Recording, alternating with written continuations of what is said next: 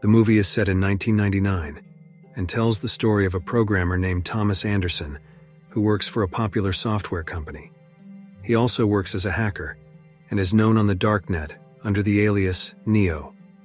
Throughout his life, Neo has had strange visions of something called the Matrix, but he has never been able to decode his dreams. One day, while working on his computer, he receives a message that vaguely refers to his dreams and instructs him to follow the white rabbit. Someone then knocks on his door, and when Neo opens the door, he is greeted by a group of people who buy contraband from him and then invite him to a party. Neo initially declines the offer but soon changes his mind and agrees to accompany them when he sees a white rabbit tattoo on one of the girls, and then heads to a nightclub. And there Neo is approached by a woman named Trinity. She explains that she was the one who sent him the text about the white rabbit and the Matrix.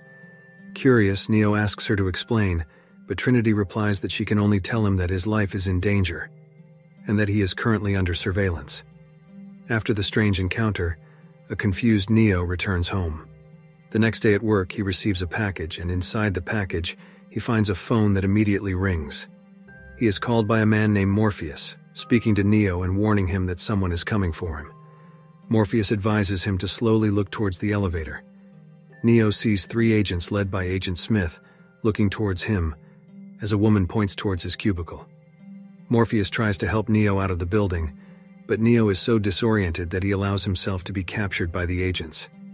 In the next scene, Neo is taken for interrogation, where he is told that he has broken every possible internet world law in the country. Smith tells him that he will most likely be sentenced to life in prison, but there is a way out of this. He can come out a free man if he helps the agents catch Morpheus, the person who contacted him earlier. Smith described Morpheus as the most dangerous terrorist alive, but Neo refused to comply and asked to speak to his lawyer. Smith then told him that there was no point in calling if he couldn't say a word. Just then, Neo's lips came together suddenly, and he was slammed to the table by the agent. Then an animal-shaped device is implanted in his stomach through his belly button. Neo then wakes up in a cold sweat in his room. He is left to ponder whether it was all just a scary dream. Suddenly he gets a call from Morpheus, who asks him to meet on the bridge and promises to answer all Neo's questions. Neo finally decides to comply and heads to the location. There he is picked up by Trinity and 2 other people in a car. One of them pointed a gun at him and ordered him to take off his shirt. Neo is confused, but Trinity assures him that for their mutual benefit, he must comply. He hesitantly complies, and to his surprise, Trinity pulls out the device that the agents have implanted in his body. It turns out that Neo is not dreaming.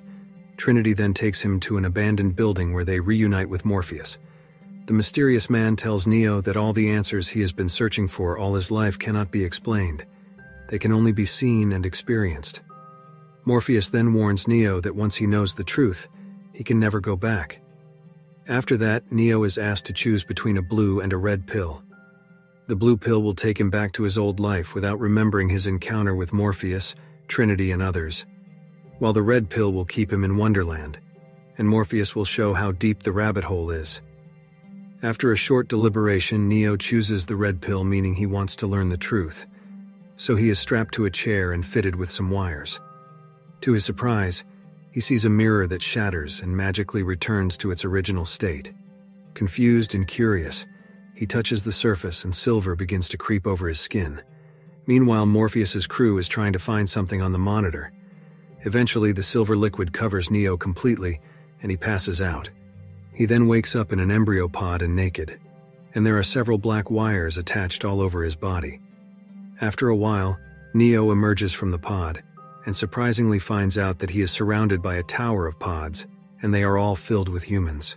Shortly thereafter, a robot hovered and saw him moving, and he was quickly dumped into a sewer. Just as Neo was about to drown in the waste, a hovercraft appeared, and he was transported to the ship's cargo hold. To his relief, the ship belonged to Morpheus, and he was reunited with him and his crew. As Neo began to lose consciousness, Morpheus said, "Welcome to the real world." Neo's muscles atrophied after seemingly being in a coma his whole life. He also experienced pain in his eyes because he never used them before.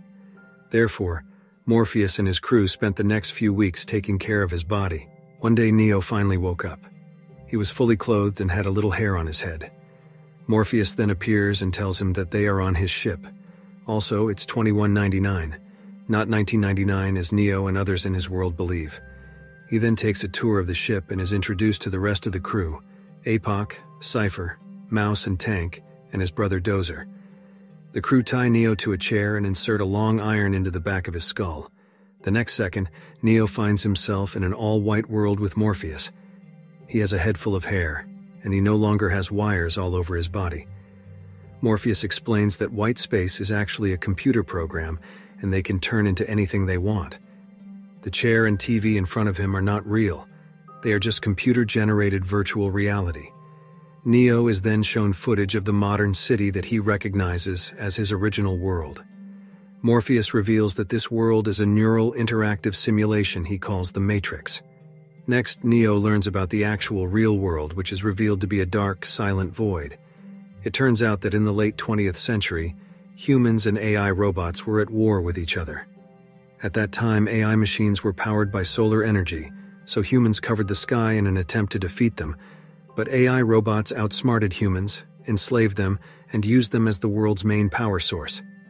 They harnessed the electricity and heat generated by the human body to power the AI robots. When demand increased, the AI robots began cultivating humans in vast fields, connecting them to their outlets, and trapping them inside embryo pods. The world Neo knew was just a matrix, and it was a computer-generated world created to control humans so they could be used as a source of power. Morpheus and his crew are the only free humans along with the citizens of a city called Zion.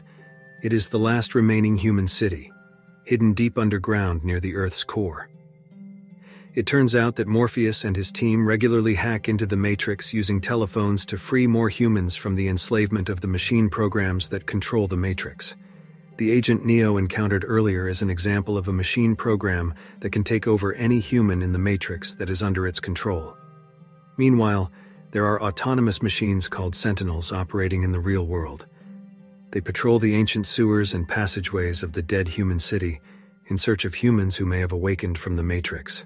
When confronted with reality, he is taught a series of martial arts techniques including taekwondo, drunken boxing, and kung fu in a matter of hours, with the help of computer simulations. Neo's performance amazes Morpheus, and he is reminded of a prophecy made by someone called by the name the Oracle. The Oracle predicted that Neo would free humanity from the slavery of AI robots. Next, Neo learns how to free his mind and jumps from building to building in the Matrix world. He's warned that if he dies in the Matrix, he will also die in the real world. That day, a guard almost detected their presence, but the crew managed to hide in a large sewer system by turning off their power. The next day, Morpheus, Trinity, Apoc, Switch, Mouse, Sci-Fi, and Neo entered the Matrix to meet the Oracle. But on the way to their destination, Sci-Fi secretly left his cell phone behind for some reason. The group finally arrived at the Oracle's house, and it turned out that she also brought up the potential of a group of children who had certain talents. When Neo introduces himself to the Oracle, she surprisingly tells him that he is not the one, and one day he will have to choose to save Morpheus or himself. Later, when the group returns, they are ambushed. It turns out that Sci-Fi is a traitor. He already fought for the liberation of humanity, so he now wants to return to his fake but happy life in the Matrix. The agent shoots the group and results in Mouse's death. Tank managed to help the rest of the crew escape through the wall, but they were soon discovered by an agent, so Morpheus sacrificed himself so the others could escape. After a bit of a scare, Trinity and her group managed to escape, but Sci-Fi returned to his original body. He immediately kills the unsuspecting Tank and Dozer before starting to kill the crew in the real world one by one. But before he could get to Neo, Tank, who somehow survived the attack, got up and shot Sci-Fi dead. Next scene, Trinity and Neo safely return to the ship while Agent Smith interrogates Morpheus about the city of Zion. Fearing that Morpheus will spill their secrets, Tank suggests unplugging him, but Neo says no. He remembers the Oracle telling him that he is not the one, but he can choose to save Morpheus. Neo therefore decides to save Morpheus by sacrificing himself. Trinity is impressed by his determination and decides to join him too. After arming themselves with many weapons, the two head to the building where Morpheus is being interrogated. They shoot past the guards and head for the elevator. They then climbed to the top of the building through a cable and blew up the lobby with a bomb. On the rooftop, they were attacked by policemen controlled by agents. A long fight ensued, but Neo finally managed to defeat the policemen and boarded the helicopter along with Trinity. Trinity flies the helicopter and hovers on the floor where Morpheus is held hostage. They then fire at the agents, forcing them to take cover. Morpheus uses this opportunity to escape and jumps towards the helicopter. Meanwhile, Neo immediately ties himself to a rope and jumps to catch Morpheus. They hold on to each other, but the agents manage to shoot the helicopter, so the two are forced to jump onto the top of one of the buildings. Meanwhile, as the helicopter falls, Trinity grabs the rope and jumps. Neo quickly saves her, and seeing this, Morpheus says that Neo is the one. Neo reminds him of their last meeting with the Oracle, but Morpheus replies that she told him exactly what he needed to hear. After which, the trio quickly get inside the subway and find a phone booth. Morpheus and Trinity manage to escape, but Neo was confronted by Agent Smith. Having no choice, he decided to fight the deadly agent, which resulted in a brutal fight. As expected, Smith dominated the fight with his almost invincible moves. He throws Neo onto the railroad tracks and then locks his head. Soon the train approaches, but Neo fights back and jumps backwards off the tracks, leaving the agent dead. But Smith takes over another human and starts chasing Neo. At the same time, Morpheus's ship is attacked by the Sentinel robots. They prepare to launch an electromagnetic blast against them, but they can only do so when Neo returns. Meanwhile, Neo manages to avoid the attack as he is guided by Tank into the building. Unfortunately, as he enters the room, the agent catches him and shoots him several times, killing him instantly. The situation is even worse on the ship. The guards start ransacking the place. As time passes, Trinity becomes emotional and leans on Neo's lifeless body, confessing that the Oracle had prophesied she would fall in love with a man, and that man was the one. As the Sentinel lasers begin to cut through the ship, Trinity recognizes the one as Neo and kisses him. Neo then wakes up. The agents notice him, and without wasting time, they open fire on him, but Neo telekinetically stops the bullets in midair and drops them to the ground. Neo has realized the prophecy, and he begins to see through the Matrix. He becomes stronger and defeats Smith easily before returning to the ship. At that time, Morpheus launches an EMP and destroys the Sentinel. When Neo opens his eyes, he sees Trinity in front of him and kisses her. Time has passed.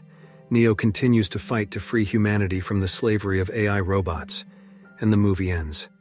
If you like this video, don't forget to subscribe, because by subscribing you have supported me to make better videos. See you in the next video.